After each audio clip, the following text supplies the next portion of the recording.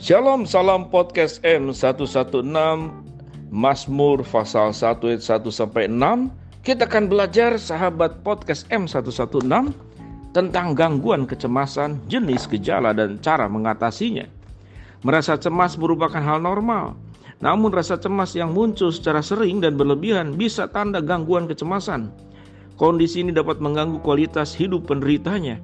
Oleh karena itu penting untuk mengetahui jenis, gejala, dan cara mengatasi kecemasan. Cemas atau anxiety adalah perasaan gugup dan gelisah. Biasanya orang akan mengalami rasa cemas ketika berhadapan dengan situasi tertentu, seperti sebelum wawancara kerja, sebelum ujian, saat harus mengambil keputusan penting, atau ketika menunggu hasil pemeriksaan dokter.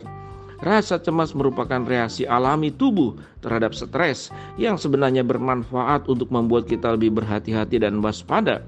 Namun rasa cemas bisa menjadi tidak sehat jika muncul berlebihan, sulit dikontrol, atau sampai mengganggu aktivitas sehari-hari. Kondisi disebut sebagai gangguan kecemasan. Apa itu penyebab gangguan kecemasan?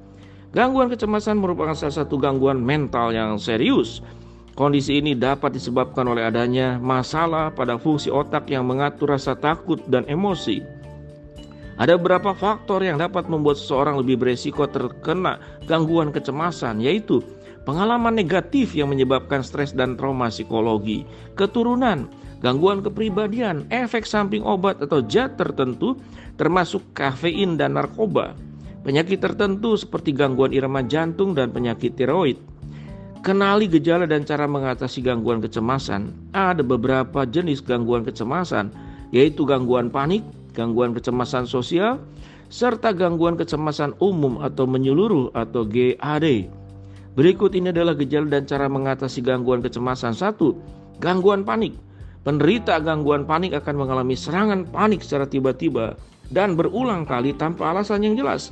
Frekuensi dan tingkat keparahannya pun bervariasi.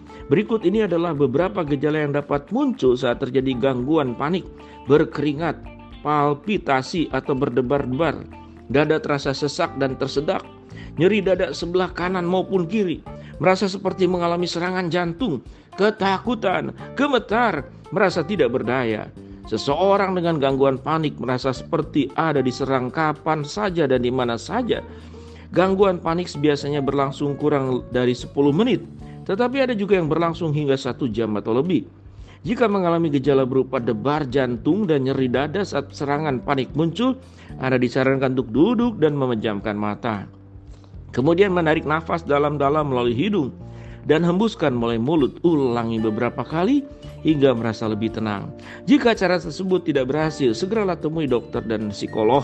Pengobatan yang diberikan oleh dokter untuk menangani gangguan panik dapat berupa obat-obatan pereda cemas dan psikoterapi seperti terapi perilaku kognitif. Yang kedua adalah gangguan kecemasan sosial. Gangguan kecemasan sosial atau fobia sosial merupakan rasa cemas atau takut yang luar biasa terhadap situasi sosial atau interaksi dengan orang lain, baik sebelum, sesudah, maupun selama berada dalam situasi tersebut. Orang dengan gangguan kecemasan sosial akan merasa takut untuk mengatakan atau melakukan sesuatu di depan orang lain atau di tempat umum, karena menganggap hal tersebut akan mempermalukan mereka. Beberapa gejala gangguan kecemasan sosial: merasa takut atau enggan berinteraksi dan menyapa orang lain, terutama orang yang tidak dikenal, memiliki tingkat kepercayaan diri yang rendah, menghindari bertatap mata dengan orang lain, merasa takut dikritik, dihakimi orang lain, merasa malu dan takut untuk bepergian keluar rumah atau berada di tempat umum. Gangguan kecemasan sosial berbeda dengan perasaan malu biasa. Orang yang pemalu umumnya masih bisa melakukan interaksi sosial atau berkomunikasi dengan menjalani aktivitas sehari-hari, meskipun mungkin akan merasa malu jika harus bertegur sapa atau diajak berkenalan dengan orang lain. Jika rasa malu atau takut berinteraksi dengan orang lain dirasakan sangat ekstrim hingga menyebabkan kesulitan menjalani aktivitas sehari-hari dan bersosialisasi, maka kondisi ini membutuhkan penanganan orang yang pada bidangnya. Pengobatan gangguan kecemasan sosial berupa konsumsi obat pereda cemas dan antidepresan serta terapi perilaku kognitif sebagai bagian dari psikoterapi. Yang ketiga, Gangguan kecemasan umum atau Generalized Anxiety Disorder, itu yang GAD ya. Generalized Anxiety Disorder. Jenis gangguan kecemasan ini membuat penderitanya merasakan cemas secara berlebihan yang menetap dalam waktu lama.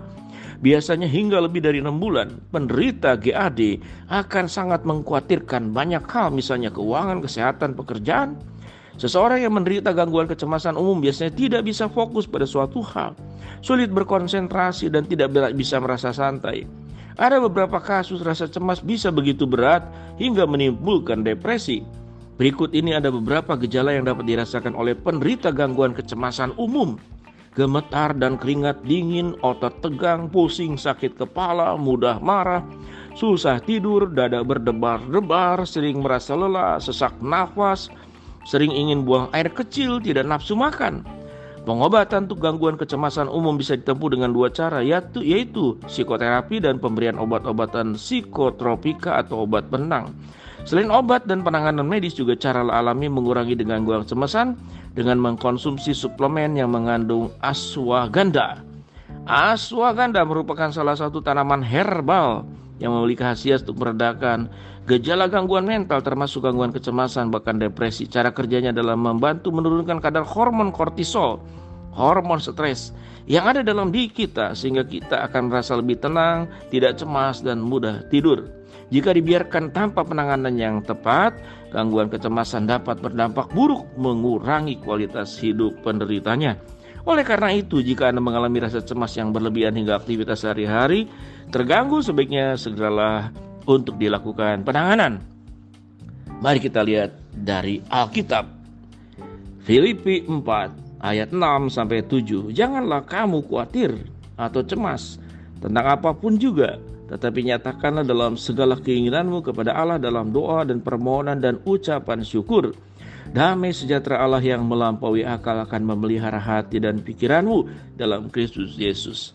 Bagian ini, ayat ini menjelaskan Alkitab dan Tuhan sangat tahu kita sering diperhadapkan kepada kecemasan, rasa ketidakberdayaan. Tapi kalau kita percaya Tuhan, sumber pertolongan, sumber kekuatan, sumber penghiburan, dan sumber semua yang terbaik, maka kecemasan, ketakutan, kekhawatiran kita dengan pendampingan pertolongan Tuhan, Tuhan akan menolong. Engkau sanggup berjalan di atas air, engkau sanggup melewati laut Teberau, engkau akan masuk lubang singa dan tidak dimakan.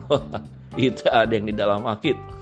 Tuhan akan sanggup. Orang mati pun bisa dibangkitkan, yang lumpuh bisa berjalan, yang buta bisa melihat, yang sakit kusta pun disembuhkan. Mari kita berjuang belajar menjadi orang-orang yang punya pikiran sehat, mental yang sehat, dan tetap mengandalkan Tuhan dalam hidup kita dengan segala macam problem hidup yang bisa membuat kita cemas, khawatir, dan takut. Namun di dalam Tuhan akan membantu menolong kita mengatasi semuanya. Shalom, salam podcast M116 Mazmur pasal 1 ayat 1-6. Amin.